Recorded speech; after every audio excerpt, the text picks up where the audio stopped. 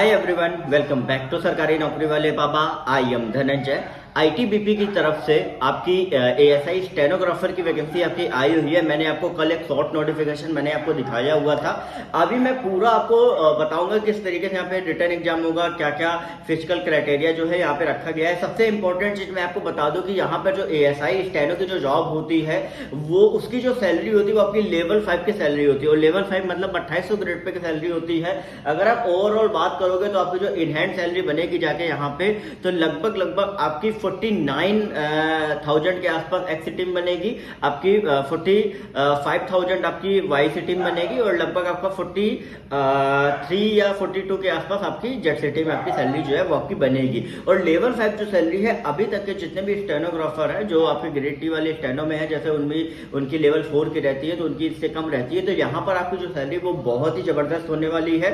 तो यहाँ पर मैं आपको बता दे रहा हूँ कि यहाँ पे लिमिटेड वैकेंसी आपकी है। टोटल 21 वैकेंसी है, 19 आपकी मेल की है, फीमेल के लिए 2 वैकेंसी ओवरऑल है, जिनमें से यूआर और ओबीसी में एक एक वैकेंसी फीमेल में आपकी है। अब यहाँ पे आज से आप इस फॉर्म को अप्लाई कर सकते हो, 7 जुलाई तक आपकी ये डेट है। और सबसे मेन बात कि यहाँ पे जो एग्जाम की जो फी रखी है वो आपकी फॉर्म फी है टोटल 100 रुपीज आपकी रखी हुई है। तो कहीं ना कहीं आप सभी के लिए बहुत ज्यादा रिलैक्सेशन भी, कई बार फी आपकी बहुत ज्यादा मांग देते हैं। एज क्राइटेरिया 18 to 25 है, 12th आपका मांगा जाएगा। ठीक है, इसके बाद अगर हम बात करें ओवरऑल यहाँ पे तो यहाँ पे एक्स सर्विस मैन के लिए भी अलग एक क्राइटेरिया है। और यहाँ पे फिजिकल स्टैंडर्ड टेस्ट की अगर हम बात करें तो यहाँ पर जितने भी बाकी अदर कैटेगरी एसटी को छोड़ के तो यहाँ पर हाइट मेल के लिए 165 है, फीमेल के लिए 155 होना चाहिए। चेस्ट आपका एक्सपेंशन आपका 77 विदाउट एक्सपेंशन होना चाहिए और विद एक्सपेंशन आपका 82 आपका होना चाहिए, ओनली फॉर मेल कैंडिडेट्स। ठीक है, अब इसके बाद बात करें कि मिनिमम मेडिकल स्टैंडर्ड आपका क्या होना चाहिए कि भाई विजुअल जो एक्यूटी आपकी होनी चाहिए वो आपकी N6 और N9, मतलब बेटर में आपका N6 होना चाहिए, वर्ड्स में आपका N9 होना चाहिए। और अगर हम बात करें डिस्टेंट विजन की, ये नियर विजन का जो N6 N9 नियर विजन को बताया है। और आपका डिस्टेंट की बात करें तो 6/6 आपका बेटर है, वर्ड्स में आपका 6/9 आपका भी होगा तो भी आपका रहेगा। ठीक है, तो कलर विजन भी आपका यहाँ पे रखा गया है, CP 3rd बाई इसीहारा इसका रखा गया है। ठीक है, तो रिमार्क में आपका एक चीज और लिखी हुई है कि in right handed person the right I is better I and vice versa और बाइनोकुलर विजन इज रिक्वायर्ड। तो ये सारी चीजें कहीं ना कहीं आपकी लिखी हुई हैं। साथ ही जितने भी कलर ब्लाइंड लोग हैं वो इस पोस्ट के लिए बिल्कुल भी एलिजिबल नहीं है। तो आप एक चीज ध्यान रखिएगा कि अगर आपको कलर ब्लाइंडनेस है या किसी भी कैंडिडेट के नॉक नी है, फॉल फ्लैट है, ठीक है, वेरिकोस वेन और स्पेंट इन आइज है, ठीक है, तो वो भी कहीं ना कहीं इस वैकेंसी के लिए एप्लीकेबल बिल्कुल भी नहीं है। अब यहाँ पे अगर हम बात करें तो लगभग आपका टैटू वगैरह भी आपका पूरी तरीके से अलाउ जो है वो आपका नहीं है।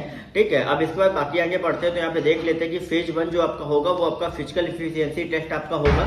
इसमें आपकी रनिंग होगी, मेल कैंडिडेट्स के लिए आपका 7.5 मिनट में 1.6 किलोमीटर आपको भागना होगा, मतलब रेस है। और 11 फीट की लॉन्ग जंप है, 3 चांस आपको दिए जाएंगे, 3.5 फीट की हाई जंप है, 3 चांस दिए जाएंगे। फीमेल के लिए 800 मीटर की रेस है 4.25 मिनट में, नहीं 4.5 मिनट में। और 9 फीट की लॉन्ग जंप 3 चांस दिए जाएंगे, 3 फीट की लॉन्ग जंप है। और आपका 3 फीट की हाई जंप है, 3 चांस आपके यहाँ दिए जाएंगे। फिर आपका होगा फिजिकल स्टैंडर्ड टेस्ट। ठीक है, तो फिजिकल स्टैंडर्ड टेस्ट में आपका हाइट, चेस्ट, ये वेट वगैरह आपका सब मेजर किया जाएगा। और इसके बाद जो फेज सेकंड होगा, ये फेज फर्स्ट में आपका क्या होगा, physical efficiency test, physical standard test. Phase second में आपका रिटन एग्जामिनेशन होगा और इनमें आपके टोटल 4 सब्जेक्ट आएंगे। पहला आपका रीजनिंग, जीके, इंग्लिश और theoretical knowledge of computer, 4 subject आएंगे। और ये पेपर आपका बाइलिंगुअल होगा, टोटल 100 क्वेश्चन 100 मार्क्स के आएंगे। Reasoning 30 question 30 marks, GK 35 question 35 marks, English 35 question 35 marks और कंप्यूटर में आपका 10 क्वेश्चन 10 मार्क्स के 2 घंटे का ओवरऑल पेपर होगा, जो कि बहुत ज्यादा टाइम आपको दिया जाएगा। यहाँ पे एक मिनिमम परसेंटेज आपका रखा गया क्वालिफाइंग का, यूआर और एडब्ल्यूएस के 35%, SC ST OBC के लिए आपका 33% आपका ओवरऑल रखा गया है। अब फेज 3 जो होगा वो ओवरऑल आपका स्किल टेस्ट होगा, जिसमें आपका जो कहीं ना कहीं स्किल टेस्ट आपका कंडक्ट कराया जाएगा।